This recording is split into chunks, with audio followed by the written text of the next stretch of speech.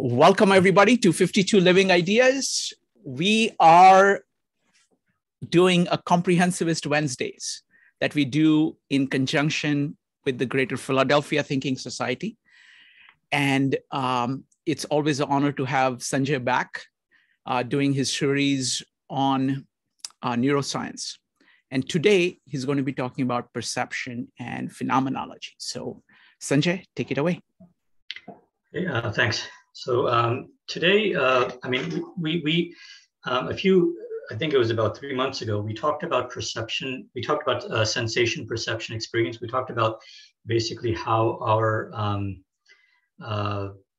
senses work and how our brain takes in information from the outside world, how we try to perceive. So since if you've, hopefully everyone here has either has some background in that, or they've attended the earlier talk, or they have watched the video. But I won't go too much into the details of that, but I'm going to assume that you have some understanding of that. But I'll expand on some other ideas. And there are two things that I want to really go into tonight that we're going to expand further in subsequent reviews, that are really very important as far as neuroscience and as far as understanding core elements of our brain, of how a lot of things happen. So let me do a screen share. Sanjay, let me ask you a question. These Sure. Two parts, I want to give a heads up to people about the timing. Can these two be naturally divided into two parts, and we can put a breakout room in between? So people can. Yeah, so that's what I intend. I have a breakout room in the middle. Okay. So we'll talk about. So for example, the two areas that we'll talk about. One, it has to do with phenomenology. That's one of the topic, the title areas, and the other has to do with is more. It gets more into actual brain function, but it's very, very important because phenomenology is mediated by aspects of what our brain does, and there are other areas that we don't understand 100%, but or even 80%. But excuse me, there are theories around that. So I want to start going into. So the second part will be where I start going into a little more of things in the brain that might allow us to understand how we perceive and how we feel and how we sense things. So Wonderful. Those two parts are I've separated those. Wonderful. So folks, so we'll have the first presentation, maybe 40 minutes, 45 minutes, something like that. And then we're going to go into breakout rooms to discuss that. Then we'll come back, then we'll do the second presentation. And at the end, you will have plenty of chance to ask questions. So please use this high-tech tools to keep track of all the questions that you have. We'll have plenty of time to get to them. All right. So sorry about that, Sanjay. Go ahead. Okay. So let me do a screen share. So this, is it visible now? Yes. Usually takes a few seconds. Okay. Yeah, it's coming. Right, so let's so basically, what the first thing is that we know that we live in a world where everything that's inside our mind comes from outside, either outside or within from our body. So we have visceral sensations, we have external sensations, but all of that basically goes into our brain, and it gives us an understanding of what is around us, what's happening within us and around us. So one of the things that, in this, the title of this talk, I went into pain. That's one area. There are many, sensations, but pain is something that can actually be, it's actually a little bit easier to explain compared to a lot of our other senses, compared to vision, definitely. And taste and smell and hearing, those senses are more complicated. And pain is fairly simple because, for example, when you have a pinprick, a specific location on our skin, it's very simple. It's either you have no pain or you have pain, and then there's a intensity of pain. So the sensation of pain is relatively easy to drill into and understand. And also the molecular mechanisms behind it, the signal transfer, all of that, we don't have, for example, in vision, we have this two-dimensional matrix of all of these points of light, almost like a camera, almost like a digital camera, which in our retina, we have a very similar representation of the external world. which allows us to take in visual stimuli, light stimuli in a 2D grid, but that's too complicated. So pain is something that's relatively simple, and pain is one aspect, but our skin gives us many sensations. It gives us temperature, it gives us vibration. In temperature, it's cold. They're cold and hot receptors. Even within pain, the nociceptors, those are the receptor axons, receptor neurons, which encode both pain and heat sensation, temperature sensation. So a lot of it is simple for our brain to deal with. Once we have information going into our brain, then the next step is it really gives us a sense of sensation. That's the first level. And sensation is purely just the stimulus. It's if you want to think of it, it's basically biochemical energy. It's electrical energy, and sometimes aspects of it are biochemical. Basically, it's a signal.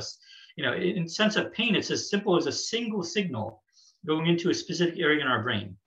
Although later on I'm going to go into it, that single signal actually it splits apart into many different areas of our brain. So even a single sensation of pain activates many different regions within our brain. It's not so simple as we feel pain in only one area.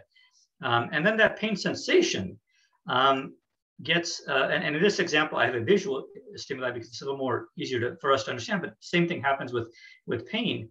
It goes into a specific area, several areas in our brain. And then that sensation gives us a sense of perception. And then when that perception is felt in multiple areas of our brain and other processes happen, it gives us an experience of pain. So the phenomenology is another word for experience. It's another word for how do we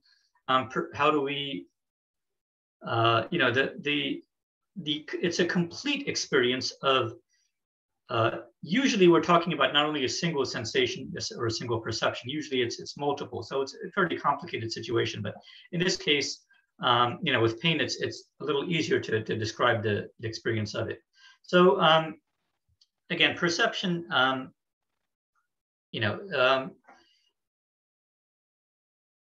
one of the examples I want to give here is, and I'm continuing off of the talk that we had last time. I don't want to go too much into a lot of that because I want to cover new information. But one of the things that's important from the last time that I didn't go into is that when we have a perception, so for example, when we have a perception of pain, they're actually, when we have perception of multiple stimuli from multiple senses, they can actually interfere with each other. And here I have two examples where, actually it's one example, but there are two versions of it, just to help explain what's actually happening. And in this example, there is visual stimuli, and then there's auditory stimuli. So hopefully the audio works. I was trying to test that, get that to work. But anyway, so what we're going to do is I'm going to play a video, which is going to show a sequence of dots. And then you're going to see some audio associated with the video.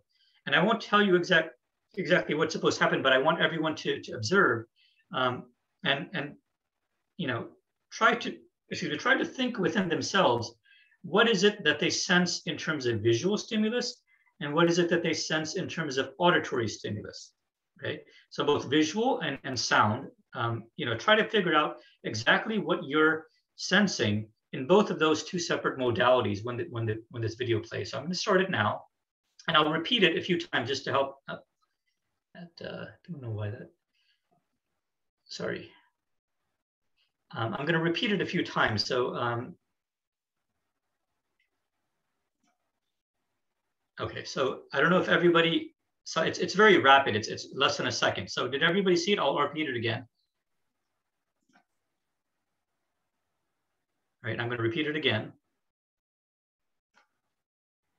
So is everyone able to see? Do we, Srikant, are you able to see it? Yes, I saw some flashing dots. Yes. It's very fast. So you should be able to see visual, and then you should be able to hear the audio around it, right? So I don't know if anybody wants to give a sense of what they sensed. The audio is not coming through. It's not, okay. I don't know what. There is a setting in the sharing to say that, play audio. Okay, let me. I have it set. Oh, maybe. I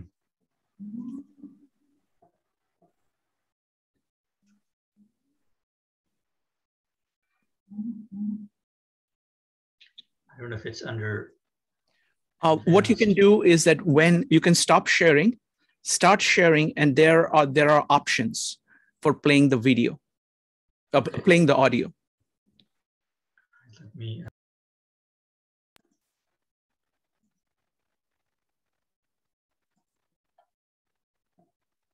Is it under screen share? The option? I guess that would be. Yeah. Yes, okay. Under screen share, go to advanced sharing options. Okay. Screen share orientations. And there, let me see. Oh, no, it's not there. Let me see. I don't know where it is. Give me just I'll look under audio. Audio. Just a second. Audio settings. Folks, give us a minute. Let's see here. Yeah, the audio is important. That's why I want to make sure we spend a minute just to get that going. Right. Let's see here. Zoom apps, backgrounds, and filters. There's music and professional audio. I don't know if that's going to, it says original sound. Yeah, try to do original sound. Let's see if it works.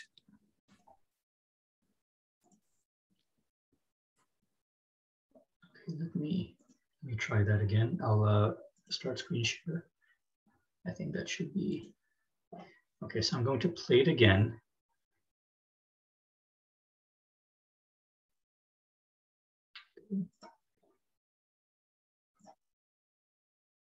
Is audio coming now?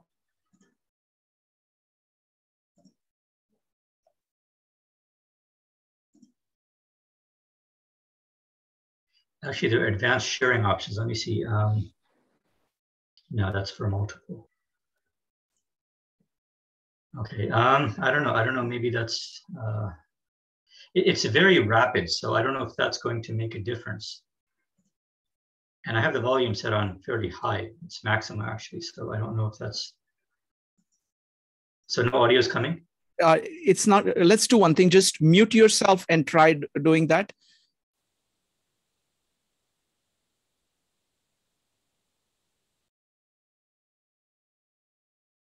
No, I don't know what the problem is. I think we should move on. Okay, yeah. So anyway, since there's no audio, this is going to be difficult to explain. But what I'll do is I'll explain this. And so what's happening is when I play this the video, you see a dot flashing, and then there's audio also that you hear audio. You hear basically beeps, and what this is showing, and this happens. This you can find this on the web. There are other examples of it, but the audio has two tones. It has two beeps, very rapid, like beep beep. Okay, and so when we perceive the video and the audio together, what our brain actually does is it combines the two pieces of information, the visual and the audio. And because we're hearing two audio senses, beeps, our brain actually merges that with the number of dots that we see, the flashing dots. Now, what's interesting is that the flashing dots, there's only one dot that the dot only flashes once. Okay, so when I show this, because there's no audio, you're probably going to see that it flashes once. But when there's audio playing with it, it actually confuses our mind. This is almost like a optical visual illusion, where there's interference between the audio stream of information and the visual stream of information going to our brain, and our brain tries to combine them. And because we know, because of our perception and our awareness of what's happening, because we're seeing a single video, which has two elements, audio and video, our brain basically combines those two sensory inputs.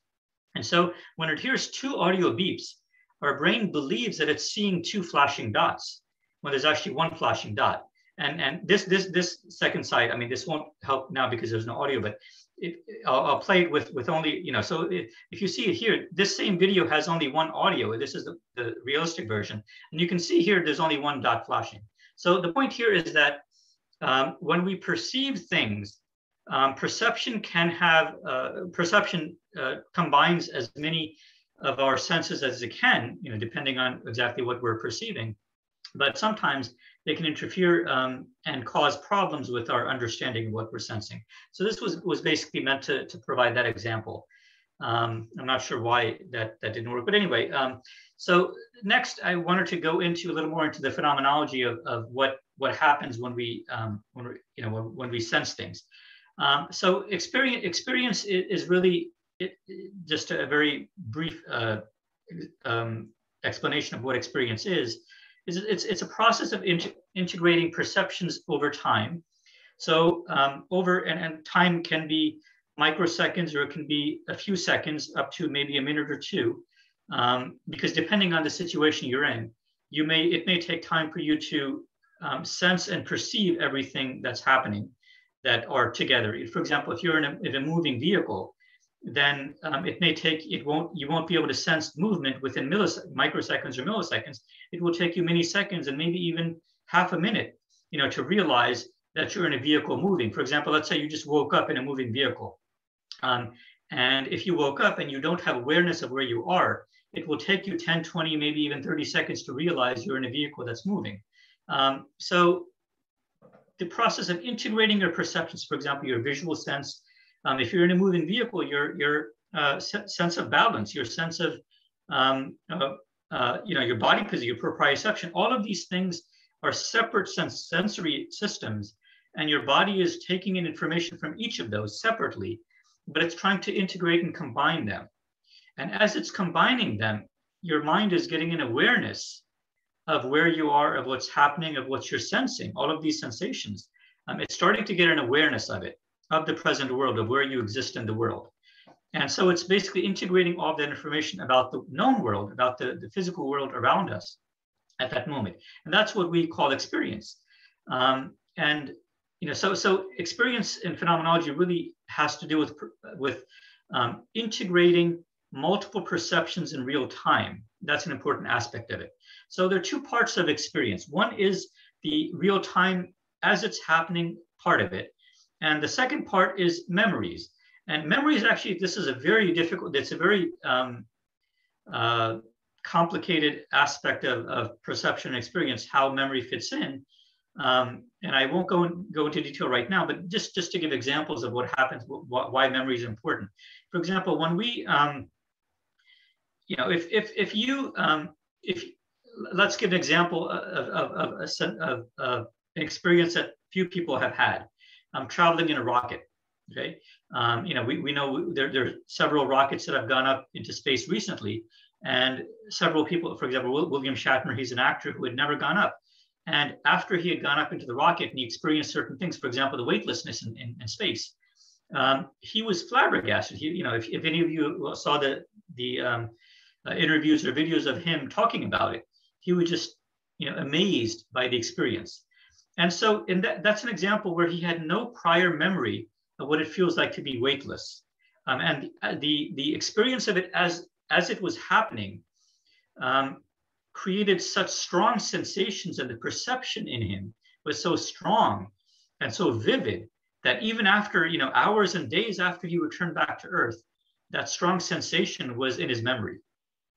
But so with memory, and after that, now that memory is in him, and he can somewhat recall, many aspects of that experience. So, and the same thing happens when we are a young child. The first time we have an experience of, let's say, riding in a car, or riding in a merry-go-round, these types of things, they'll be novel initially, but our mind will record and store the experience and the perception separately and the experience separately. And so the next time you experience a merry-go-round in a car or maybe a rocket ride, the memory of the prior episode, or episodes, plural, all of those prior memories will also integrate into your current experience. So most of us have ridden in a car many, many, many times. And that's why each new time that we ride in a car, it's not that novel an experience, because our memories are so deep and entrenched. The memories, not just visual memory. What I mean by memory is all of the sensory input. So, for example, the vibration that you feel when a car is moving or when it's stopped, your balance system as the car accelerates and decelerates, the fluid in your ear senses the acceleration, deceleration of the vehicle. All of those things, all of these things we felt many, many times through probably hundreds of times that we've ridden in a car, but those memories of those, each new time that we sit in a car and travel, those memories also are there, and they also integrate into our experience. So the experience is no longer novel because the memory is so deep in that type of example, let's say. So the phenomenology of experience is really,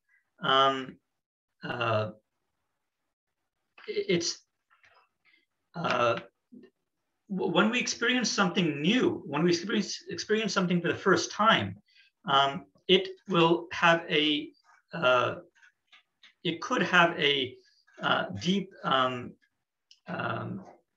profound experience, as we saw with William Shatner, if you saw any of his interviews.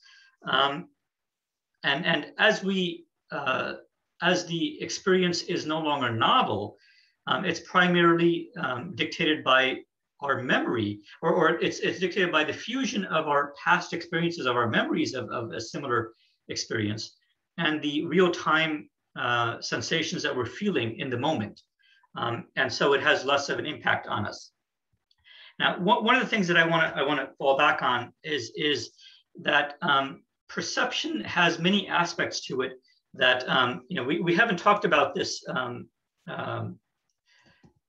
In the last talk, I talked a little more about this, but I wasn't sure if I should go into this, how much I should go into this. But let me try to explain exactly what.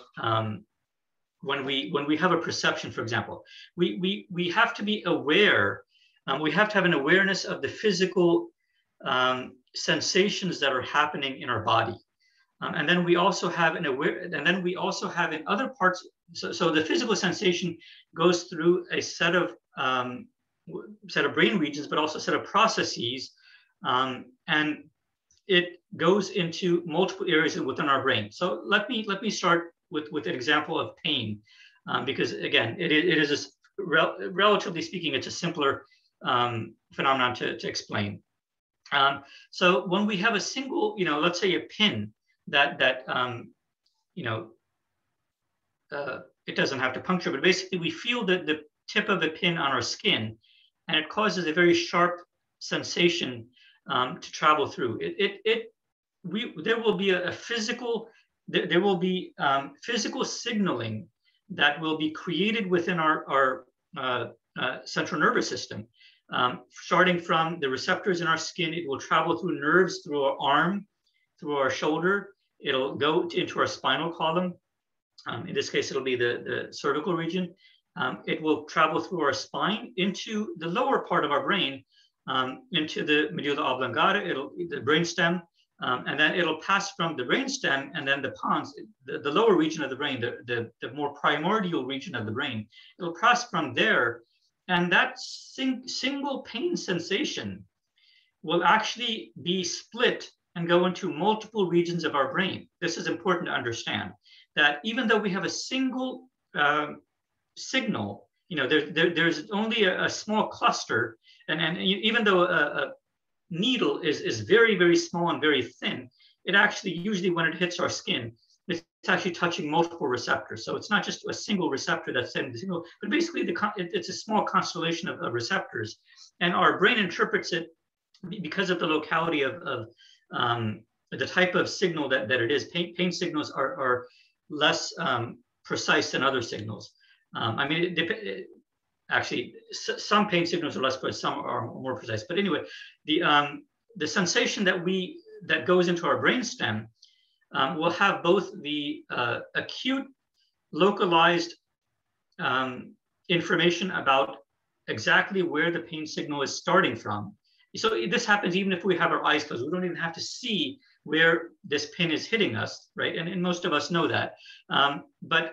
And then there's also another part of the signal which is very diffuse, which it gives us a rough sense of where it is. For example, it's on my left hand, right? It doesn't tell me if it's between my forefinger and thumb and exactly half a centimeter away from my forefinger. it doesn't give the one part of the pain signal is very rough. It's somewhere on my left hand between my forefinger and thumb. And then there's another part of the signal which is much more precise. It is very, very exact. And these two pain signals then move within our brain into many, many different areas. One of the areas is the somatosensory area, which gives us more precise sensation. And one of the areas that it goes into, which doesn't need precise information, is for example, our mesolimbic system. So when we feel something like a pain, almost all of our stimuli goes into, again, many parts of our brain, especially our limbic system, which deals with emotions and how again this is a earlier, not primordial, but it's one of the earlier parts of our brain in terms of its development. So it tries to understand the world, just like our cortex, just as our conscious mind does. The limbic system also tries to understand the world. So it's trying to understand what this pain means, if it's important or not.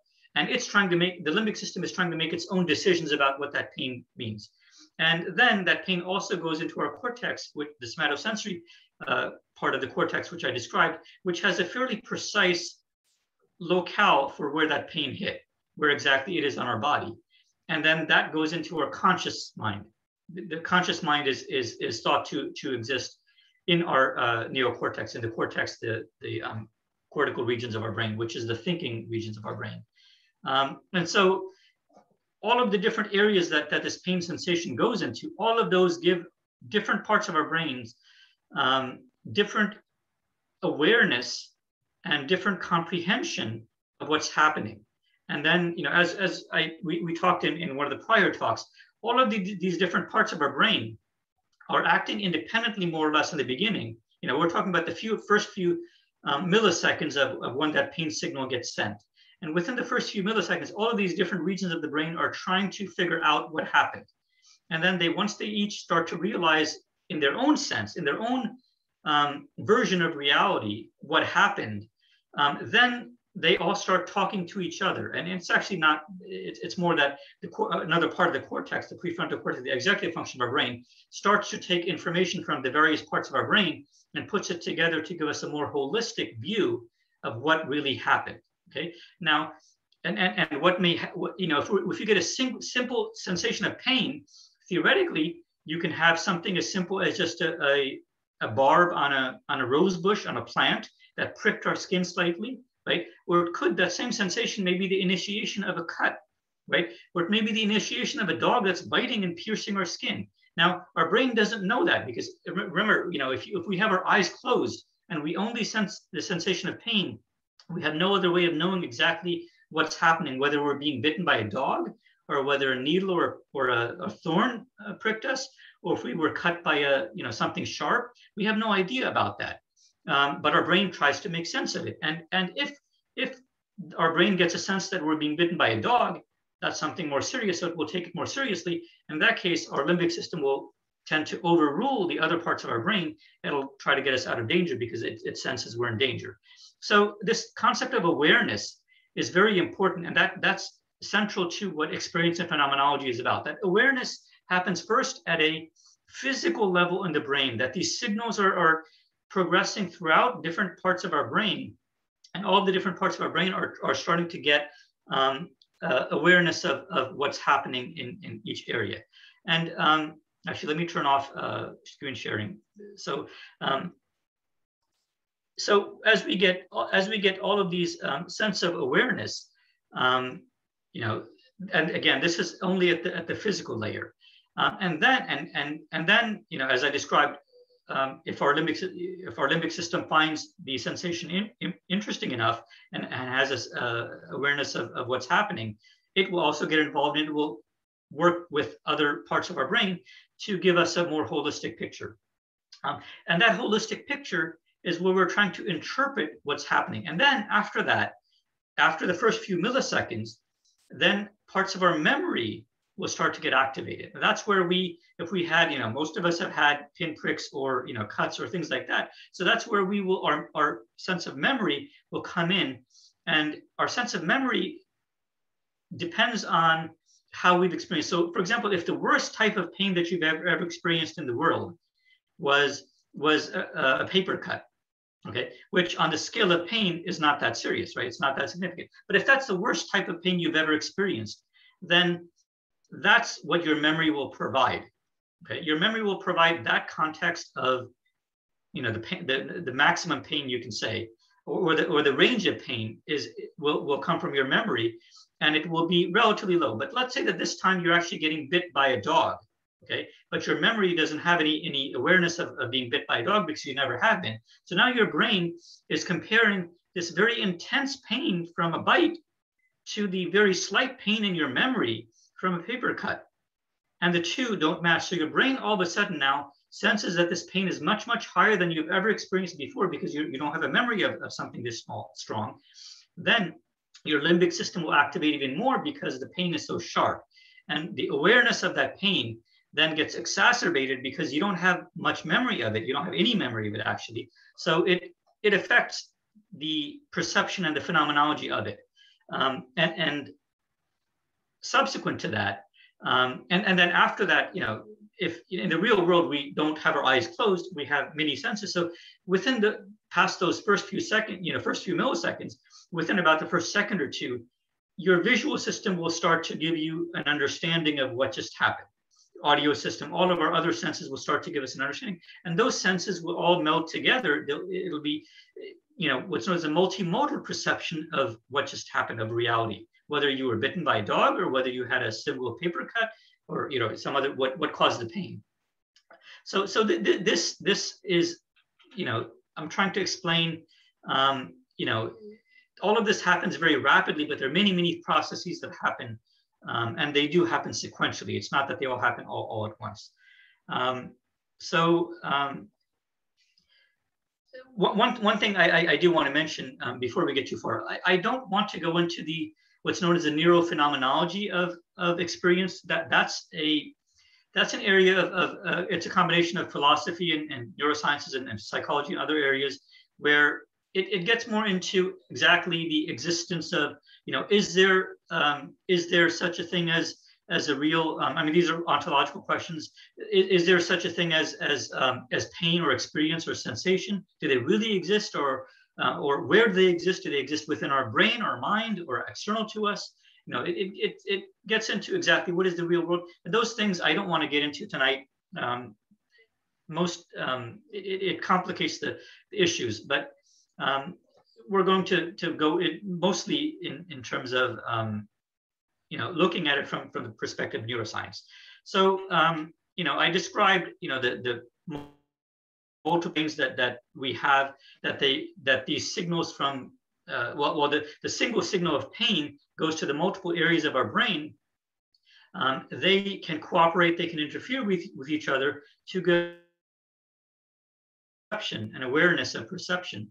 And then we start to get our other sensory inputs, you know, our visual system, our visual system, our auditory, you know, all of our other senses will also combine, and that will give us a more cohesive, more integrated version of you know, what's happening.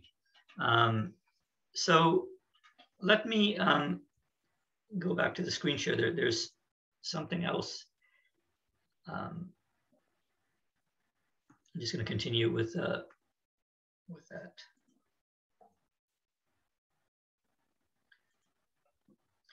Okay, so this last section, hopefully my video is working here. So the last section, the multiple regions, that's what I talked about, that basically we experience any sensation perception through multiple regions of our brain, and primarily the neocortex and the mesolimbic system. Those are the primary ones that really get involved. Although the brainstem is very important. The brainstem is central to many sense of perception.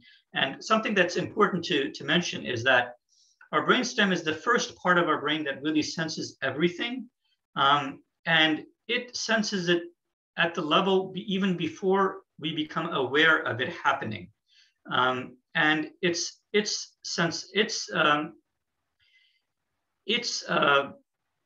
not sure what the word is. I mean, it's experience, the signaling, basically it's the signaling that occurs in our in our lower part of our brain, the brainstem, the midbrain, those areas.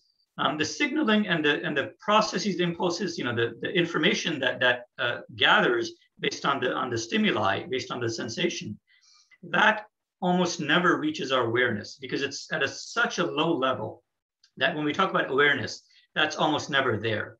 Unless, I mean, in some cases it can be, but usually the awareness, if we have it, for example, let's say that let's say you're running a marathon, your heartbeat is very fast because obviously you need to pump blood very rapidly. Your heart rate is elevated. In that case, the heart rate is elevated by the brainstem, but we don't sense an elevated heart rate from that. What we actually sense it through is that the skin around our heart, the external skin and the viscera, our internal organs around it, that has pressure from the beating heart. So the sense of pressure from our proprioception is actually what's sensed. So it's secondary. So this is something that's important, is that a lot of times when we experience things, we don't necessarily experience it from primary sense. We may experience it from secondary or even tertiary senses. So this adds to the complexity of sensation and perception experience, because some of the things that we experience is not primary. It's, just an example of the heartbeat, of a strong heartbeat. The heartbeat, we can't sense, the sensation of the heartbeat doesn't go to our cortex and our limbic system. Or it may go very, very slightly, but it's at a level where it's imperceptible. But the stretching of our skin, the vibrations, because the heart, if it's pumping rapidly, there definitely will be very, very slight vibrations that our skin will sense. It will send, and those vibrations will get to the higher regions. So the next thing I want to go into, actually, let's take a pause here. This is where we can pause and we can do a breakout. But first, let me just ask if there's any questions around what we talked about. Yeah, that's a good idea, because I think there is a lot of new things that we put on the table. So I think questions would be a good thing. What we can do is that let's go ahead and collect a bunch of questions and let's see what questions people have. And then we will, we will go through the questions. Dr. Sheila, would you like to ask that as a question? Go ahead.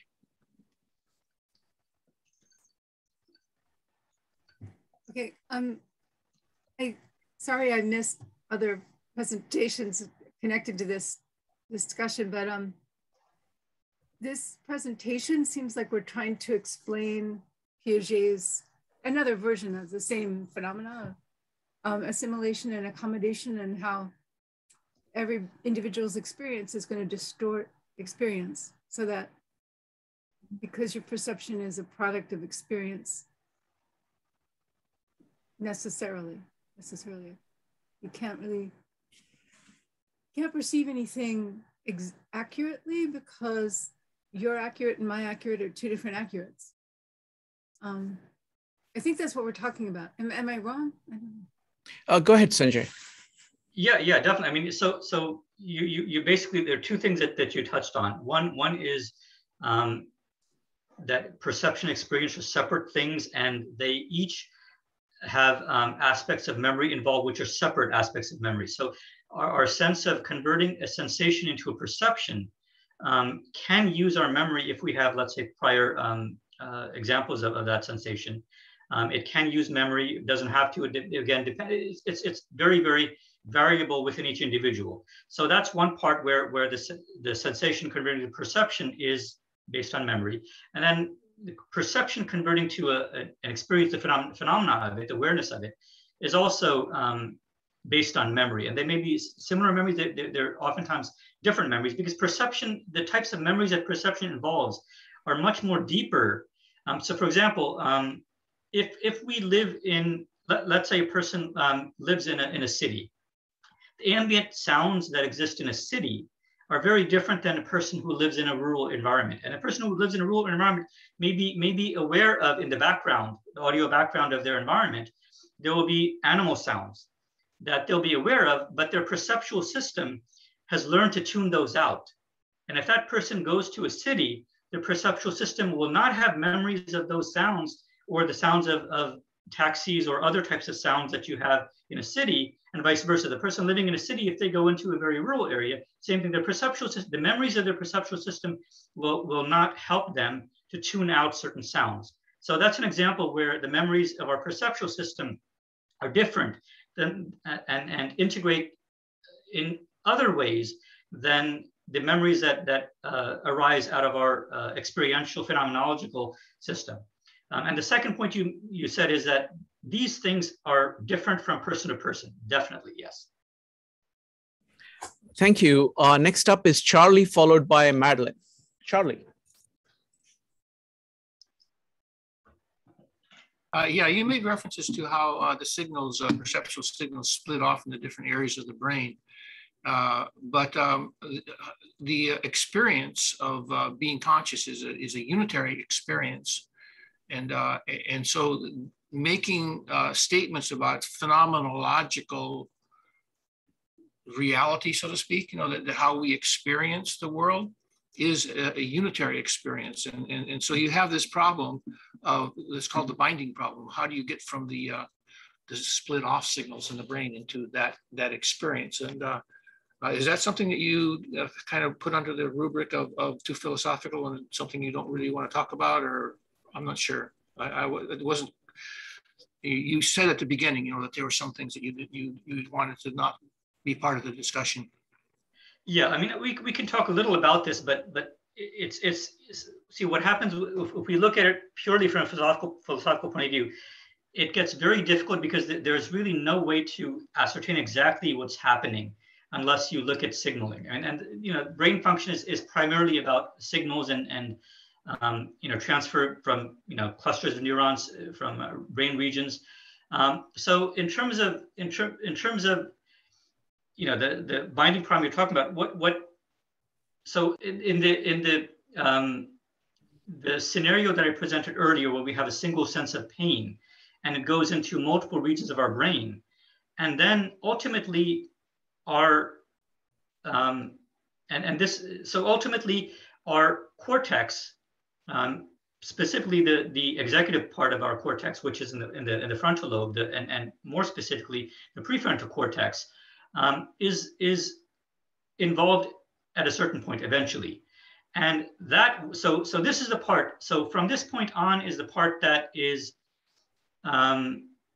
there's a lot of research still being done, and it's not definitively known exactly how this happens. And that's the reason why I don't want to go into in terms of a philosophical discussion, because the neuroscience of it isn't established that strongly. But we do know that it ends up that the initial sense of awareness arises from our executive function, most likely in the prefrontal cortex. And what it's doing, what that part of the brain is doing, is it's gotten a sense that this sense of pain exists in multiple parts of the brain. And it tries to take all of that information and integrate it together and get a holistic picture of what's happening. And this, again, this is why it's complicated, because first, it happens only from the perspective of that single pain stimuli. And the single pain stimuli isn't enough for you to really know what's happening. And then over a few milliseconds to seconds, that same region of the brain starts to get sense of our other senses, primarily a visual sense and our proprioception sense. And when it integrates all of those senses with that sense of pain, then we start to have this principal primary sense of awareness that you talked about. So we have to really break it down into micro steps of what's happening in our brain. But eventually, at a certain point, yes, we have this feeling that we have this single principal feeling of experiencing that pinprick. But that's because there's only one part of our brain that gives us awareness of that. Okay, the sense of awareness, for example, the sense of awareness in our limbic system, usually it's not, I'm trying to think of how to explain this. So most of what's known today, and there are many experiments that have shown this, and this is the part that we'll have to go into later subsequently. But when we're talking about awareness. Okay. Almost all of the experiments have shown that awareness resides in our cortical regions, in our neocortex, not in the limbic regions, especially lower subcortical regions, not in the midbrain, not in the pons, the medulla oblongata, the cerebellum. They don't exist in those areas. They exist in the neocortex. And so the the more recent findings are showing that it exists, or at least the principal part of it exists in the frontal lobe and probably in the prefrontal cortex, or a few, maybe a few different regions. So this sensation, this singular sensation we have, arises after a certain amount of time, and that time again varies depending on person to person. It varies based on the experience, the environment, what's happening. But after a certain time, only then do we have this concrete sense that this happened. So, I don't want to go too far into this, because then we're going to get into areas that it's very difficult to at least to stay in the area of neuroscience. Thank you. Next up is Madeline, followed by Joe. Madeline. Yes, Sanjay, this is terrific. Thank you. And thank you, Shrikant, for hosting. My question is about how we lay down memories of the experience of pain. So say your only experience had been a paper cut, and now you've had the experience of a pinprick. How does your brain remember the pain? I know it doesn't store it in one area. It's more like activated networks. Right. Can you talk a little about what's known about that? Right. So, I mean, I'm not an expert in that, but I understand in generally what happens. So earlier when I described that the initial sensation of pain, the signal of pain, and again, whether it's a cluster of nociceptors that are detecting it or a single one, rarely do you have a single nociceptor that's activated. But if you have, that sensation travels into the lower brain region, the brainstem, and it eventually reaches the thalamus. Now, the thalamus is one of those parts of the brain where a lot of signals from our central nervous system, from our peripheral system, get branched out. Okay, and so that branching has multiple purposes. It has purposes of giving us awareness, what we talked about earlier. It also has purposes of activating memory, and activating memory has two parts. One is that it's trying to that pain will elicit prior memories of something similar or something comparable. And it may also, okay, not required, but it may also cause this sensation of pain to be stored somewhat. Or usually what it does is it augments a prior memory of something similar. So for example, if you, just taking a different example, headaches, right? People who have headaches, if you've had headaches for let's say months, okay, the first time that you start to have a headache, it will feel bad, but over time, our experience of the headache will get a little bit less, because as we're able to anticipate, this example may be a little more difficult to explain, but so the first time that you experience a headache, your brain will record these sensations and perceptions of the headache, and it will be strong because it's the first time you're having this, okay? But then let's say 5 months later, you have an onset of a series of headaches come up, okay, pulsing headaches. And the first headache, the first pulse that you feel after 5 months, okay, will be strong again, okay? But then the second and the third, the fourth, during this episodic, interval, will have less degraded strength, because the memories from the prior time will come in and they will interact and interfere. And to some extent, depending on your mood, for example, if your mood is positive, or whatever's happening in your world, if they're more positive, then you'll be able to cope with this stimuli better. If you're stressed, or if you're under more challenging situations, then you may not be able to cope with it. So all of these things work together. So in terms of memory, then this new, again, 5 months later, when you had this recurrence of the headache, that will encode as either going back and modifying the original memory of the original headache, or it may be stored as a new set of, experience of headache. So it's very difficult to explain this because it depends on the person, depends on the situation that happens in. You get an example, your stress level, what happened, what else is happening in your world at that moment will determine how it's stored and whether it integrates into prior memories or not. But basically, any sensation gets stored into memory, and also prior memories also will come out, not simultaneously, but around the same time. And all of these things will merge together to give us a sense of awareness. Thank you. So we'll take one last question from Joe, and then we will do breakout rooms. Joe, go ahead. Hi, thank you, Sanjay. How does the aging process impact our perception of pain, and specifically how its signals are actually measured or felt? I missed what you said in the beginning. How does the aging process impact our perception of pain, impact our overall perception of pain, and then how our signaling is involved in that? Right. So aging is very complicated, and as we age, so pain, we have many types of receptors, nociceptors and primary, actually several types of even nociceptors. But as we age in our skin, morphology of our skin changes, the amount of moisture, the dryness of our skin, all the things, they actually also cause changes in the density of nociceptors. They can cause changes in the plasticity, the flexibility, the elasticity of our skin. And so that all of those types of physical changes will have an impact on exactly what type of signal is sent to our brain. That's one part of it. The second part of it is that these signals are sent through nerves, and they're sent through many nerves. And as we age, our nerves can also go through many changes.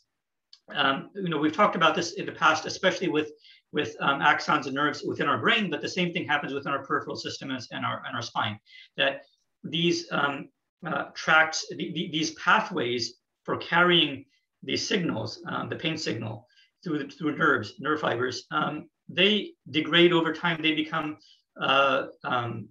some can die, and you can have injury. So the extent of the signal that actually reaches the base of our brain may actually be affected by your age. Typically, it isn't that part. It doesn't change rapidly, but certain experiences in life can affect that. And then once it enters our brain, our brain loses. And again, I'm expecting we're talking about a normal, healthy brain, because if we're talking about people with certain diseases, there are additional processes that cause degradation within our brain. But in a healthy brain, there is loss of both neuronal connections, axonal connections, as well as neurons. And that also will tend to reduce the extent of, and again, depends on which parts of our brain are losing. I mean, all parts of our brain lose axons and neurons. But in the pathway for a specific pain signal, from a specific location to a specific, and also depends on the memories we have, those will be affected by exactly where the loss of the signaling paths are. And lastly, the types of memories we've had, the experiences we have of pain throughout our life will also affect it. So a person who's gone through significant physical pain or emotional pain, I mean, a lot of these things also apply to emotional pain. It's not just physical. So a person who's gone through significant types of pain and they've learned coping mechanisms. And coping mechanism basically is where they exercise other parts of their brain to kind of take over functions so that the sensation, the perception and the phenomenon of pain is quote unquote felt, again, the frontal lobe, it's felt a little less or sometimes even significantly less. So yeah, aging does affect it in most people. Wonderful. Thank you. Thank you, Sanjay. So let's do breakout rooms for about 20 minutes so people get to talk about, yes, Sanjay, you're saying something? Yeah. No, that's what I want to do. But I just wanted to give a prompt. Please. So what I'd like people to think about is that, you know, our brain is basically collecting signals from inside and inside our body and outside of our body, and all of these signals are causing it to act and react in certain ways. Okay, so what this basically says is that when there is a signal, then parts of our brain will turn on, and when there's no signal, parts of our brain will be off. Okay, it's a very simple way to look at it, but effectively that's what happens. So the parts of our brain that turn on or turn off are basically pieces of brain tissue. Okay, our brain is composed of many types of brain tissue. That's most basic. I mean, and brain tissue, I don't mean just neurons. There are many types of, you know, we talked about this earlier, but if we think of, you know, neurons are the primary signaling elements, but basically these signals go, you know, turn on, they activate brain tissue, they cause other signals to move around through groups of neurons. So if perception can be boiled down to this concept of a signal, a pain signal that is turned on, that exists, and that activates brain tissue, brain regions, then how can we be sure that the phenomenology of perception arises, or how can we know whether the phenomenology of perception arises within our brain, within our material brain, you know, this brain made up of tissue, or does it, maybe it arises somewhere outside of our brain, you know, in the ether, or in the quantum flux, or something else, you know, people will talk about. That may help, you know, and this is again getting into the more philosophical part that Charlie talked about. So let's try to talk, and then we can have questions after, brief questions after that. Wonderful. Thank you. So I'm going to start the breakout rooms. The rules in the breakout rooms is keep on topic, be brief, and feel free to speak your mind, but do so courteously. The breakout rooms will be facilitated by Sanjay, Avanik, and Jeff, who have stars in their names. Starting the breakout rooms now, they will run for 20 minutes, and then we'll come back automatically from there. Starting the breakout rooms now. Hopefully everyone's seeing this.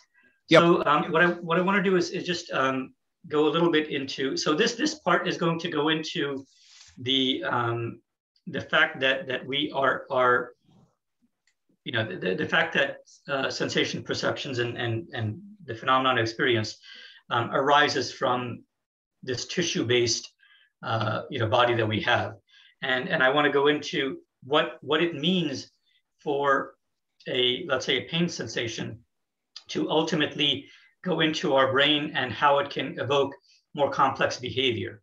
And this part of the talk is not geared only around sensation, perception, and experience. It actually applies to basically any type of process that occurs in the brain. And I'll expand on that later, but today we'll talk mostly about signaling and sensation. Again, usually sensations get converted into a muscle movement, but you know, we'll talk about that a little bit here. So first thing is this is a actual, it's not a photograph, but it's a represented image. It's actually based on a physical, it's a complex method how this was arrived, but basically they took physical slices, very microscopic slices, many slices, and they put those together into this representational image of an actual neuron in a brain. And the neuron, you see there's this bulbous roundish type of area at one end. You have these hair-like projections off of it. Then you have a fairly thick and long hair-like projection off in one direction. And this is the basic part of you know, most neurons. I mean, the neurons have some different shapes and sizes, and they're different characteristics. But basically, every neuron has a nucleus region, this round region. Every neuron has these hair-like projections, which are dendrites. And then every neuron has at least one of these long projections called an axon. And this is a more pictorial cartoon of it, showing again the cell body, the nucleus with the nucleus in it, the dendrites, which is basically a tree-like structure, and a single axon. And the axon has, it terminates in nerve endings. So basically, they terminate in the synapses, which connect to the next neuron. So using a neuron, and then if there's another neuron at the end of this, where the dendrites from that second neuron are there, the spatial, and one neuron never physically connects to another neuron. There's always a very, very small space, but neurotransmitters are emitted from one neuron and they're sent to they're absorbed by the other neuron, which causes a signal to be created. So signals flow from one neuron to the other using this method. This is fundamental to this. Now, one of the things that I want to, so this is the very basic element of neurons. So one thing I want to do is I want to go into exactly, for example, when we have a pin prick that hits our, let's say a nociceptor. And a nociceptor is basically a neuron, just as we described here. It's a special type of neuron that's embedded within our skin. And that neuron connects to other neurons in our nervous system. And those other neurons connect to other neurons through our spine, and they ultimately go into our brain. And then once that signal, and we're taking a simple example here of the pain signal only traveling from one neuron through one nerve fiber into our brain. Typically, it's more than one, but in this case, we're taking a much simpler example. But the same thing applies if it's a multiple set. So here, what the examples are that when we have pain, we have different different sensations of pain. We have different levels of pain, and our pain receptors are able to encode the different levels of pain. And I want to give a representation of how that actually occurs. So in this simple example, what we have here is this blue, roundish thing is you can say it's a nociceptor, it's a pain receptor, a pain neuron. And this red part, you can think of it as the needle that actually pokes into it and causes the initial signal. You can think of it physically as the pain, as the needle that is deforming it, that physically deforms it. And then this black needle, you can think of it as a voltmeter, which lets us understand exactly what type of signal this neuron generates, and that signal then gets carried through the nerve, through the axon and through the nerve into our brain. So it's important to understand when a pain is initiated in our skin, what type of signal actually reaches the base of our brain. And in this case, I have 4 different videos here. And the first video has and this red part here represents a battery, but it's the size of the battery represents the amount of pain that's generated. So in this case, let me start the video. And what we're going to see is we're going to see 2 graphs. One graph is going to be in red on the bottom. Another graph is going to be black on top. And the red graph is going to show when pain is being exerted on the nerve, on the neuron. And the vertical axis is the amount. So for the red signal, it'll go up a little bit when there's pain exerted. And the black signal will show the amount of signal that this neuron is going to send to the brain. And what's going to happen in the video is there are going to be 4 different levels of pain that's exerted. And it's going to show 4 different levels of output from this neuron. It's a pretty quick, so I'll run the video again, and I want people to understand. And what I'd like to do is I want people to focus on it because this is very important, this topic. And the next 2 topics, they build on each other. They build on this and other ideas. But this is central to how our brain works, not just pain or sensation, but or perception, but how our brain works in general. So here's the video, we're starting it. So you see the black line, this is the first low-level pain, second a little bit higher, and then much higher, and then you're going to see a 5th, which is significantly high-level pain, and then even higher than that. So here we have 6 different pinpricks, okay, in this graph. So the bottom line shows the you might say the pain, the amount, how deeply you're pricking the skin. Okay, so here on the leftmost side it's barely touching it, hardly. And then this black line is representing how much signal is going to the brain. Okay, so when we barely touch the skin, the nociceptor, there's hardly any, and this signal, and this black line shows a signal within the neuron And when this, and there's, if you can read, there's a red word and line here called threshold. So whenever this internal signal in the neuron goes above this threshold, only then does a signal get sent through the nerve to the brain. So what this shows is when there's a very low level signal, the neuron has, so this is basically action potential. I won't go into the details of exactly what's happening, but it's a biochemical reaction, biochemical changes of state that's happening within the neuron. So initially, with a very, very slight touch to the neuron, there's a very slight change in the electrical ionic state of the neuron. As the pain or the pressure gets increased, we can see that this level increases within the neuron. And on this fifth point, on this fifth pain prick, you'll see it's higher than the others, right? It's progressively getting higher and higher. So on the fifth one, it gets higher and high enough to a point where the amount of energy, the ionic energy that builds up into the neuron, reaches and surpasses this threshold. So if you can imagine this black line at this point here, it actually tweaks a little bit past the threshold. And as soon as it tweaks past that threshold, the entire neuron does something very unique. It sends a very sharp and strong signal along its axon down the nerve to our brain. Okay? And that's the example in this fifth case. In the sixth case, the pain signal is even higher. Okay? Yet the output is identical to the fifth signal. So the fifth and sixth signal, even though the pain level, both of these are above a certain minimum threshold, even though they're both above the threshold and one is higher than the other, the signal that gets into the brain is identical. This is important to understand, that below a threshold, no signal gets sent to the brain. So all of these first four pricks were so slight that no signal was sent to the brain, meaning the person didn't feel anything. Okay? It's almost like a feather or air was touching their skin, the same level.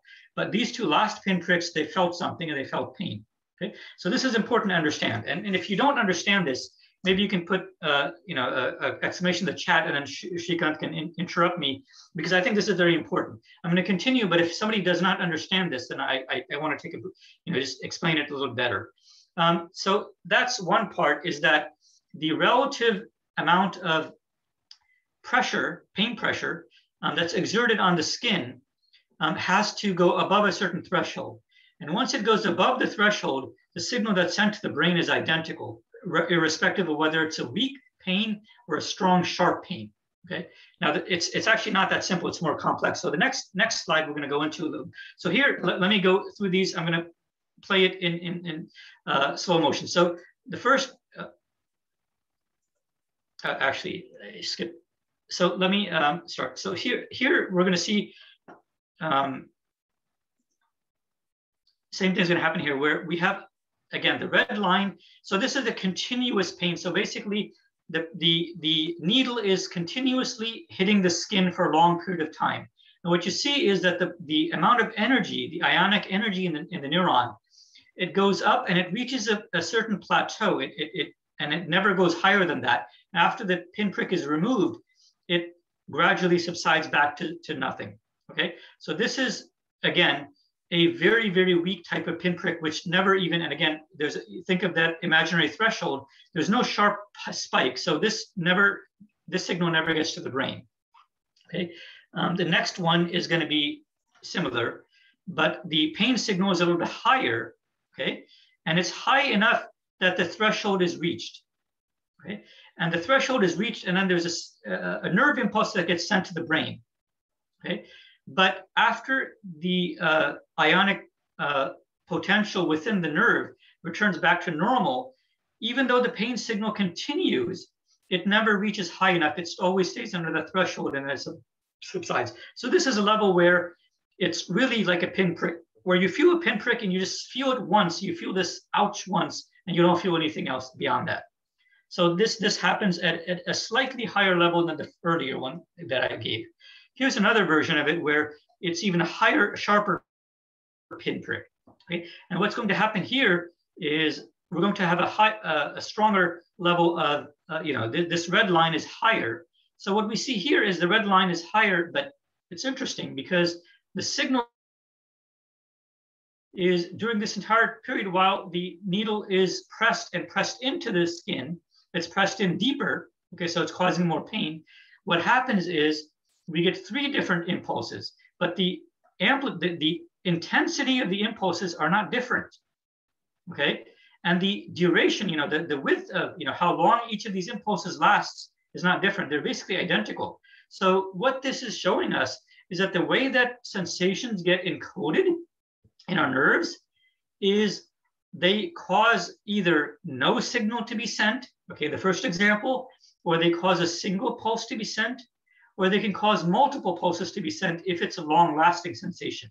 So this is very, very important to understand, because in our brain, neurons are not on or off. What neurons do is they send a pulse and then they stop sending the pulse. So this signal goes up, goes very high, and then it goes back down. And then within this neuron, then it stabilizes.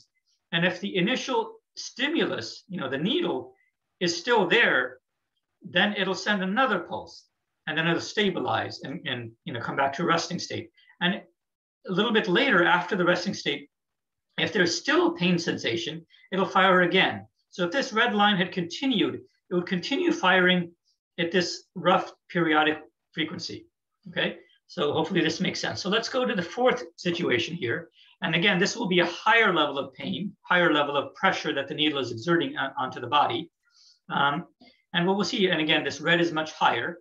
Now what we see here is that, again, it's doing as we saw earlier, it's sending multiple impulses, but these impulses are closely spaced, okay? They're much more closely spaced. So this is like, a very sharp pain. What's going to happen is you're going to get this impulse of tick, tick, tick, tick, tick, tick, tick, like that, rather than tick, tick, tick, right? Rather than a less frequent impulses, you're going very rapid pulses. And if the pain signal is raised even higher than this, then the frequency, the time between these will get even narrower and narrower, up to a point where there's a theoretical limit after which you can't. I mean, there'll still be distinct pulses, but after each pulse, the nerve has to depolarize and reach its resting state, because there's biochemistry involved, and the biochemistry requires the nerve to reach this resting state again. So this can't increase perpetually to a point where it rises and then it stays high. That will never happen. It will always fall back down to a resting state, and this interval between pulses may get less, but there's an ultimate limit after which it won't get any less. So after that point, our ability to sense higher levels of pain is not we don't have the ability to discern that. What typically happens in that situation is that you have multiple pain receptors in a region. Usually if you have such damage that it's that strong of a pain, usually there are multiple nerve endings, multiple nerve receptors that are all firing simultaneously, and they're sending their signal to a more broader area of our brain. So the amount of signaling, not just the rapidity of the signaling, the rapidness of the signaling, but also the physical area on our skin may be larger. And then also what will happen is, because we're using a pin, this pin is not only causing pain, it's also deflecting the skin. So through proprioception and vibration or other sensations that our skin has, we will be getting other signals in our brain. So our brain will be getting multiple types of signals during this as part of just a single pinprick, even though it's a very deep and sharp pinprick. And then let me go into another idea here, which is that there, in this diagram at the top, there are basically 3 neurons, okay? The green neuron, the blue neuron, and the red neuron, okay? And what I want to show here is that the blue neuron is the main neuron that's going to send the pain signal to our brain, okay, to the base of our brain. But there are 2 other neurons, the green and red neuron, that can modulate this blue neuron. Okay, so this is, I'm getting into, so with pain, what happens is sometimes we don't feel pain, okay? And the reason is it's complex. I won't go into all of that, but sometimes our brain and body actually doesn't want to feel pain. For example, if let's say that we're in a forest, and there's an animal that's chasing us, or we're in a prairie and an animal is chasing us, and we've hurt our leg.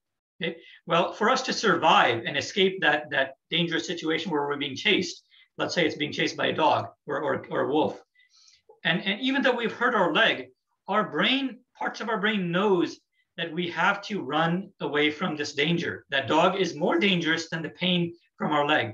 So what our body does, what our brain does, is it effectively reduces the sensation of pain in our leg, even though it's damaged, it's hurt, so that we can continue to run and escape and survive. And this is a simple mechanism. So this red neuron is part of that. And again, this is extremely simplified. It's much more complicated, although it does ultimately come down to one, and this red neuron could be multiple neurons that inhibit, that basically stop this blue pain neuron, the nociceptor, from sending a pain signal. And the green neuron is a neuron that tells it, yes, it's okay to send the pain signal. So, and sometimes you may want to, you may want to enhance the feeling of pain.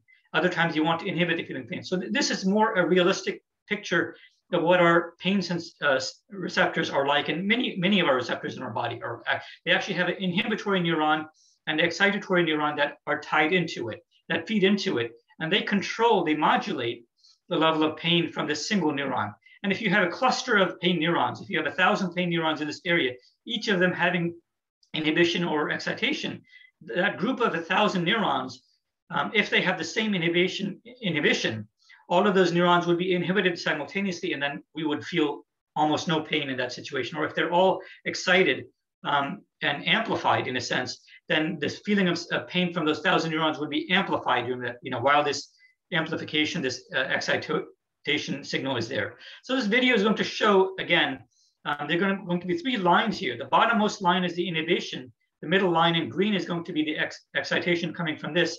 And the top line is going to be the blue. That's going to be showing the signal that actually gets sent out to our brain. And I'm going to have to run this and pause this because it combines all 3. But let me start here. And in the first part, you're going to see just the excitation signal going into the blue neuron, and this red neuron, the inhibition, is going to be off. So that'll be at a constant low level. So we see it starting here. And I'm going to, sorry.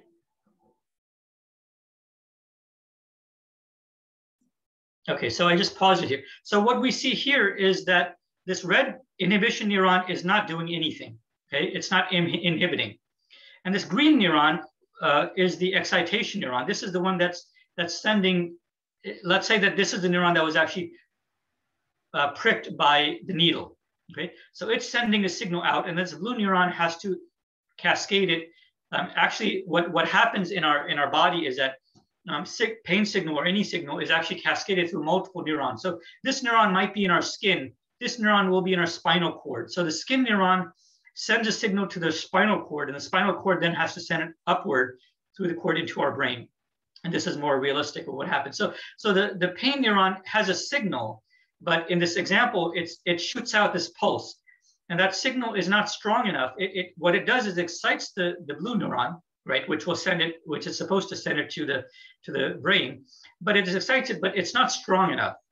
Okay, so if it's not strong enough, it goes up, and then after the initial pain signal goes away, this blue neuron signal starts to subside slowly until it goes back to resting state.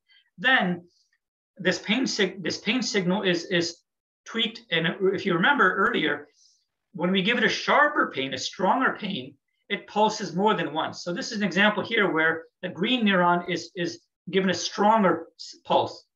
So when it's given a stronger pulse, the first pulse causes a blue neuron to get excited. And the second pulse, because it happened close enough and the blue neuron has not subsided to resting state, while it's still high, the second green neuron pulse arrives and it pushes it high enough above the threshold, and then this blue neuron actually fires. Okay? So this is an example where with just a little bit of a pain signal, the blue neuron doesn't send anything to the brain. But with a little bit of higher signal, it does send a signal to the brain. Okay, this is with just the green. Now the next example is going to be showing just with a red inhibitory signal, and the green neuron is not going to be active here. Okay.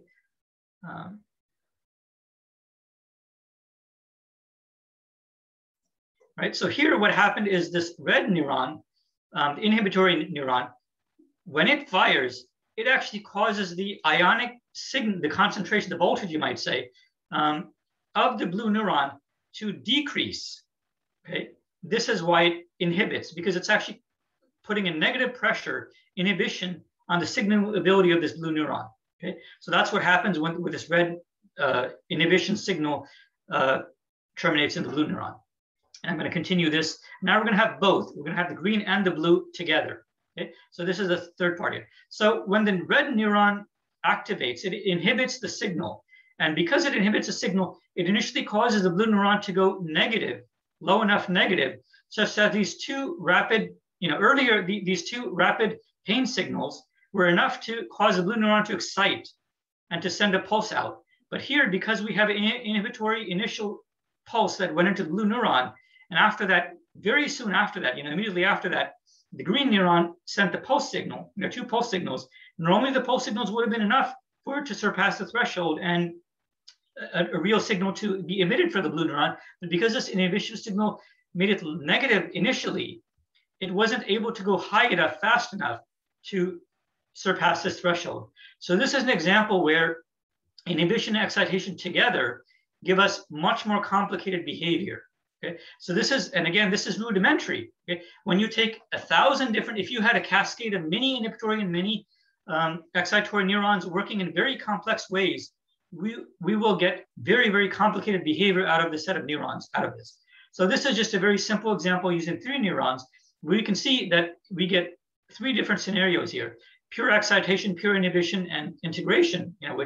Which effectively in this case, even though we had pain, the pain was completely suppressed.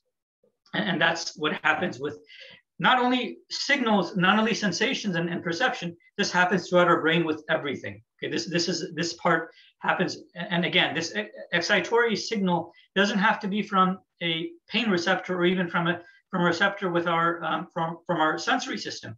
This can be just another neuron within our brain that has any kind of signal within it. So excitation, inhibition are very, very important aspects of this.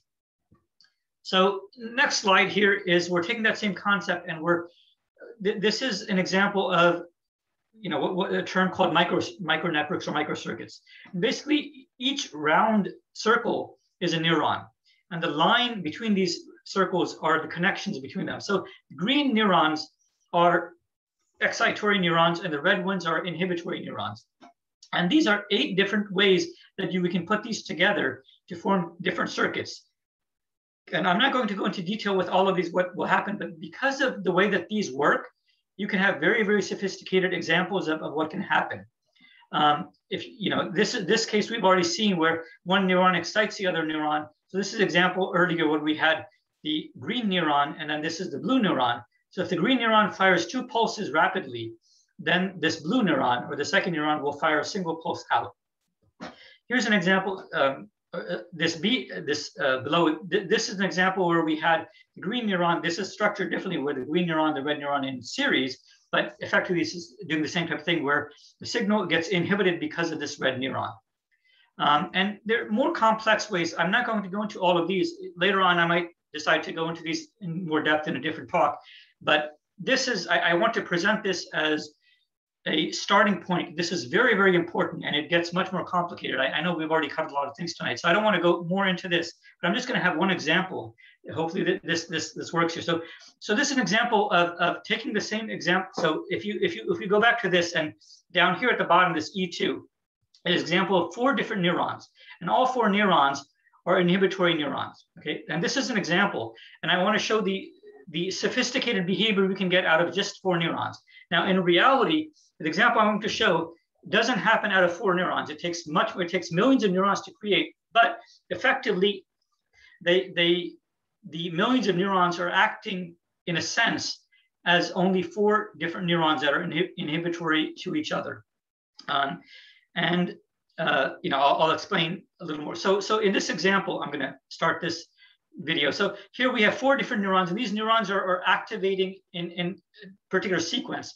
When one neuron activates, it inhibits the next neuron. Actually, this video is not repeating. I was trying to get this to repeat, so I'll have to run it manually. So basically what this does is, if you imagine that each of these 4 neurons controls a single leg of this dog, of this puppy. Okay, so this neuron at the top left controls the front left limb, the front left leg. The top right controls the top right, etc. So all four of these neurons, each of these neurons controls one of their limbs. And in reality, again, it's not that simple that a single neuron controls a leg. What happens is that there's there's a cluster, a huge cluster, and it's not just a cluster of neurons that are all connected together. There's many circuits within this one neuron that effectively act as a single neuron. And within these are not simply neurons that evoke a signal to the muscle, because again, when a dog is running, we're actually sending a signal to the muscle that causes the muscle to flex and to cause the limb to move forward or retract. This single neuron has many neurons. One cluster of neurons will be to cause the limb to move forward. Another cluster of neurons within this will be to cause it to retract back. Another cluster of neurons within this will be to where it's able to sense, it's using proprioception exactly where in space the limb is. Another cluster of neurons will be involved in sensing the pressure on its paw when it actually touches the ground. So it has a sense of that its foot actually touched the ground. So this single neuron in this simple diagram actually has many activities within it. And so it's same for all of these. So the act of running like this is much more complicated, but effectively we can reduce it down to just these four, because that's at the simplest level. This would fully explain everything that has to happen in an extremely simple organism to give it this type of behavior. And again, there are a lot of assumptions built in. The assumption here is that each of these four neurons are identical. The speed of them firing are identical. The amount of inhibition that they have on each other is identical. The time it takes for the impulse to travel and the strength of the impulse between them are identical. Everything about these neurons are identical, and only then will this work. In the real world, that doesn't happen. Neurons are very different. The length of their axons can be different, which causes one of these signals to take slightly longer than the other. So in the real world, we don't have circuits this simple, but this is again representative. So again, as a single neuron fires, it inhibits the next neuron, and then the next neuron has an action potential from other activities, and it goes through this sequence where it's cycling through all four, and then it cycles through all four again, and it repeats this over and over and over. And that's basically what causes this running motion in the dog. So anyway, this is a very simple. This is the end of the talk that I had for tonight. But this is really fundamental, and I will go into this later in another talk. But just to give an understanding of these microcircuits and how they can give, seemingly complex behavior, I wanted to express that in this talk. Wonderful. Thank you. Thank you, Sanjay. So folks, it's time for questions. Let's collect all the questions and let's see what the shape of the questions is, and we'll go from there. So let's see. So go ahead and type an exclamation mark if you would like to put a question on the table.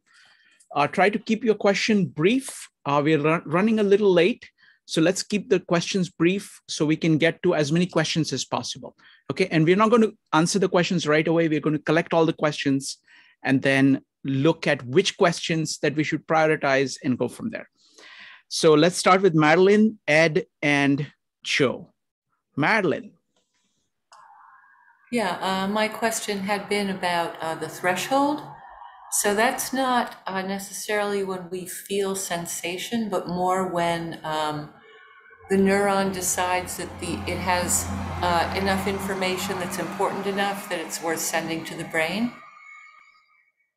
Okay, very good. A question about the role of threshold. Thank you. Next up is Ed, followed by Joe. Folks, go ahead and type exclamation mark or raise your hand in Zoom if you'd like to put a question on the table. Ed. Sanjay, my question is about chronic pain and the concept of mind over matter. And pain is individualistic to a great extent. Why is it some people can really handle chronic pain well and other people suffer badly from it? Wonderful. Excellent question, Ed. Next up is Joe.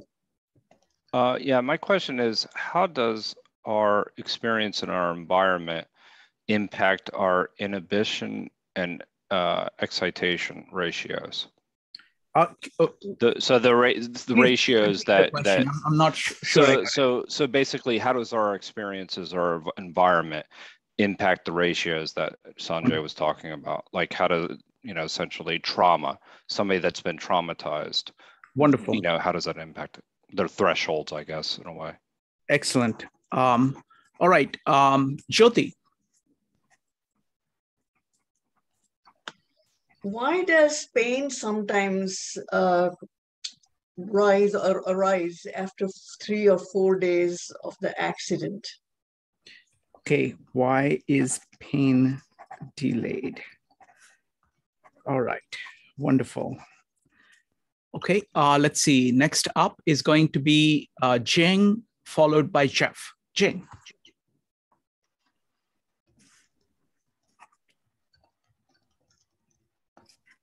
Jing, you need to unmute. Okay, sorry. So my question is, it seems the body designed very well to use pain as a signal for us. And so if they didn't get attention, they will keep repeating it. It's quite intelligent design. So my question is like, my understanding pain is a way to give us signal something is wrong. And the overly prescribed painkiller, is that to block the signal so we don't get the message? Wonderful, excellent, excellent question. Next up is going to be Jeff. Sanjay, I'm wondering about the experience of shock and, how that figures into this, this sort of beyond just the sense of the pain itself, but then somehow some kind of extension into our overall system. Okay, wonderful. Thank you. Thank you, Jeff. All right, so we got some amazing questions. So let's get at them. Let's see. I want to start with Jeng's question. What is the evolutionary function of pain, and what is the impact of using painkillers as a solution to pain? Okay, so I mean, pain is an important signal. It's important information for the state of our body. If we, and again, this is not just with humans, with any type of animal, especially larger animals, mammals. If as we go about the world, there will be instances where we run into different objects or we experience situations where our physical body has pressure put on it. And if the pressure is significant enough, it will cause damage. And the damage may be initially to our skin. And again, our skin is a critical organ because it keeps the insides of our body safe. It keeps microorganisms out of our body. So the skin should not be pierced. And that's one of the reasons why we have so many pain receptors all throughout, why we have pressure receptors all throughout our skin, why the extent of and temperature receptors, many of the receptors that we have throughout our skin is there because its purpose is to ensure that this outer covering never gets breached.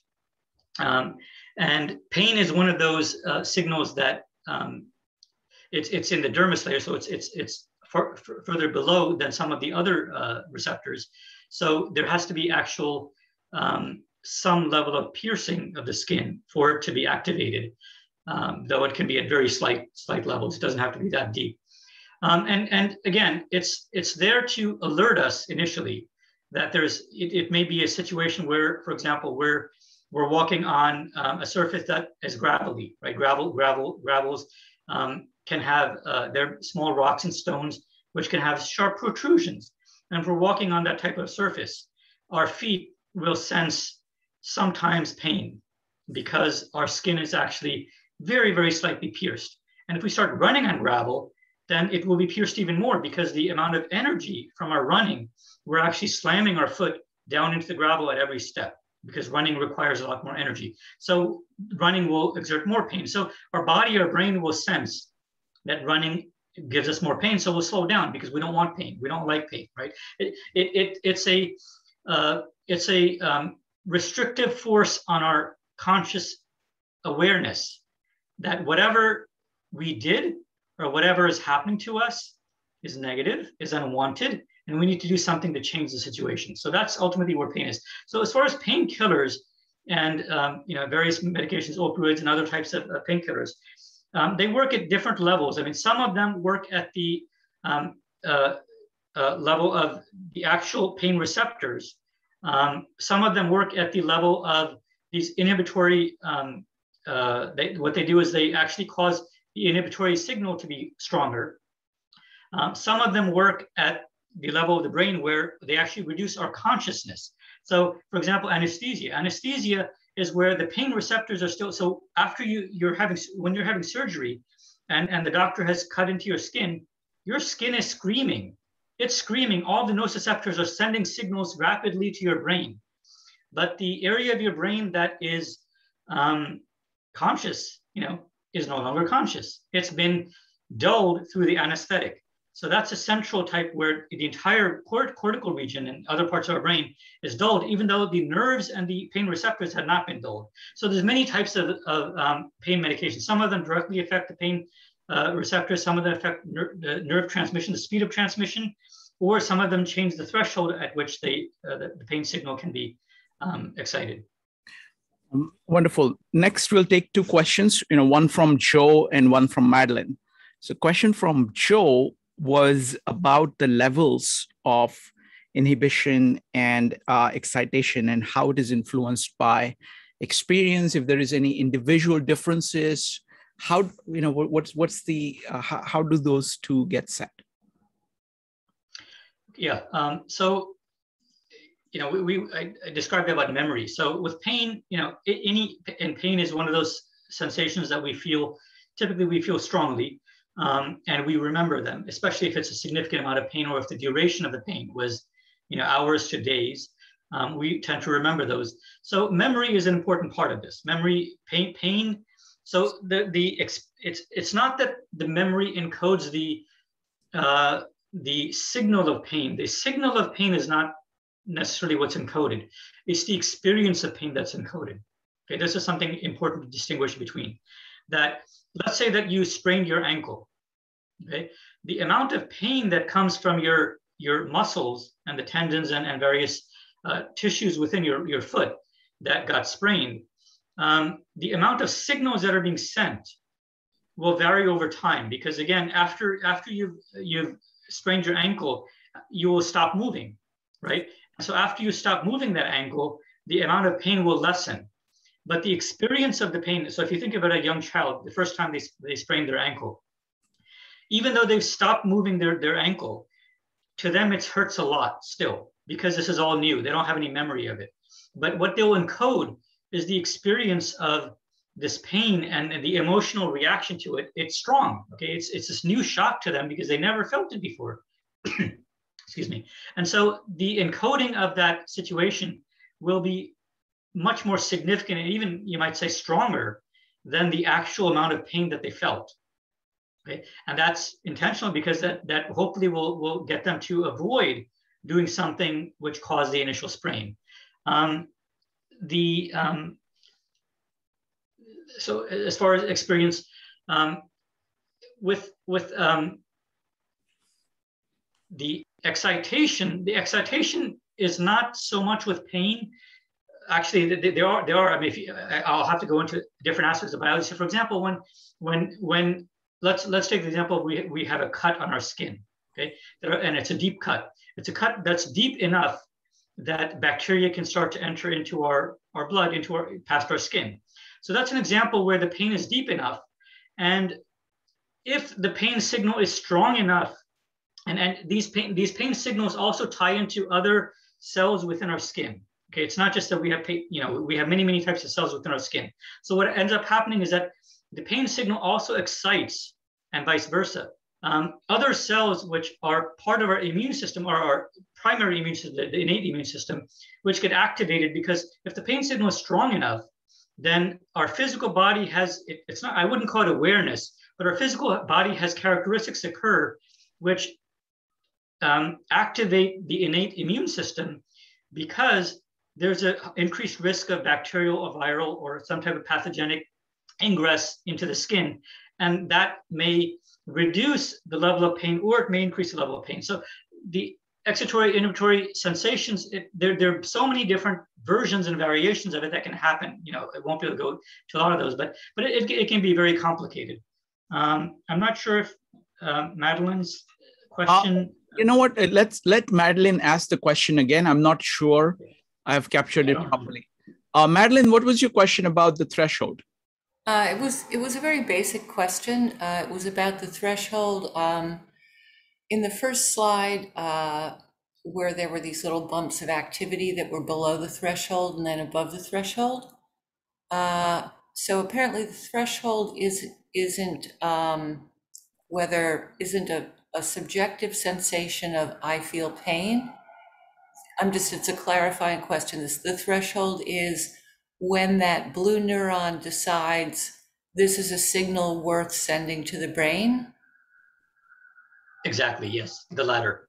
So the threshold is a part of the neuron itself. It's part of the biochemistry of the neuron and of the pain neuron, or it could be of subsequent neurons, for example, in the spinal cord. But the neuron itself has to decide, when do I have enough of a signal to send it onward to the next person, right? That's what that threshold is. It's specific to that neuron, and it has nothing to do with our feeling of pain. Wonderful. Now there are 3 more questions. So go ahead, Sanjay. Just a very, very, very quick addition. So ultimately, that signal reaches into our brain. So ultimately, at that point, the threshold is kind of correlated with a sense of pain, although it's not directly, because usually what will happen is we'll have multiple neurons, a vast number of neurons that are all being activated due to the pain. So it's again, not just a simple threshold.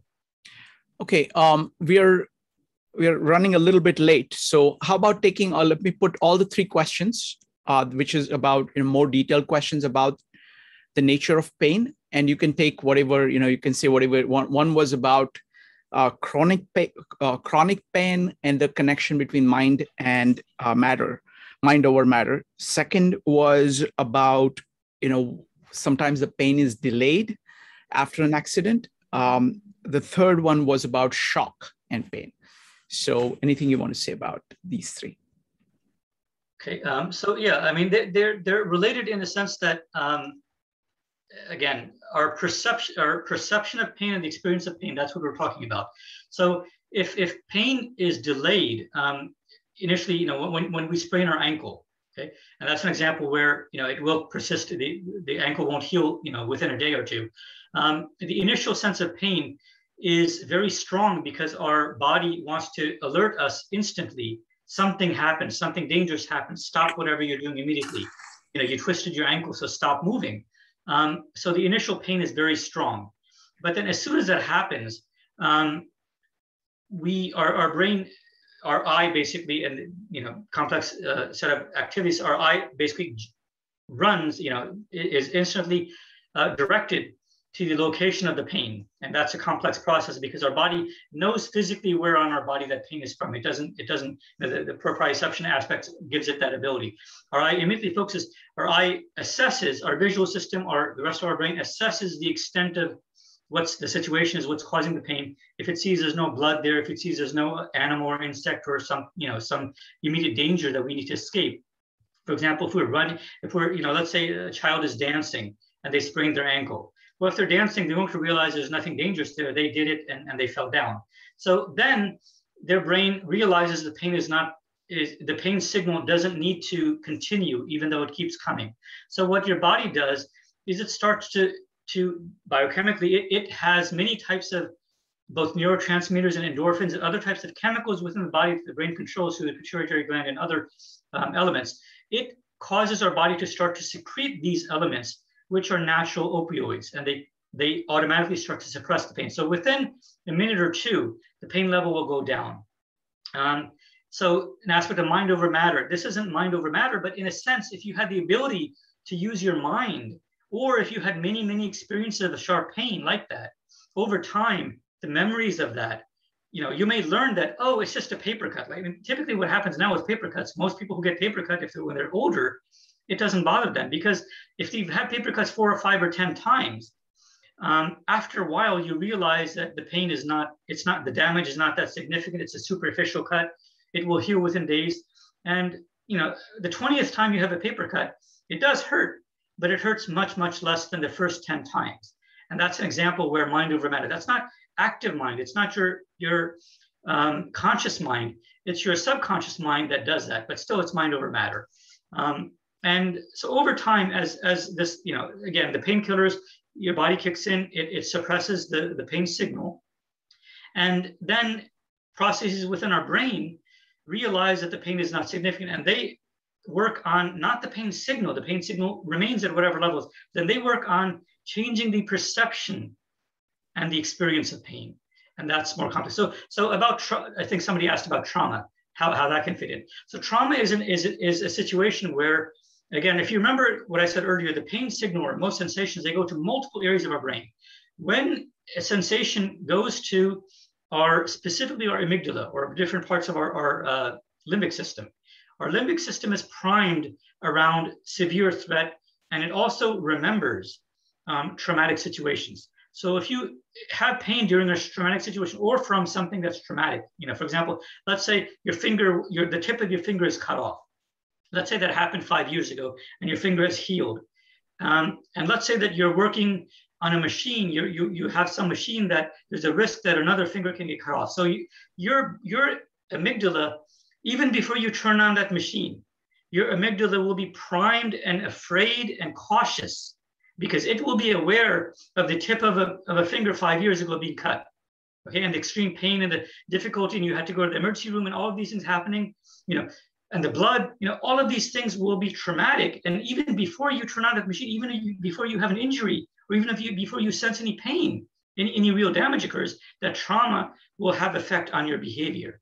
And let's say that you do get nicked or have another injury the second time, then the experience of that trauma will merge into, the memories from that trauma will merge into the experience of this pain. Wonderful. Thank you, Sanjay.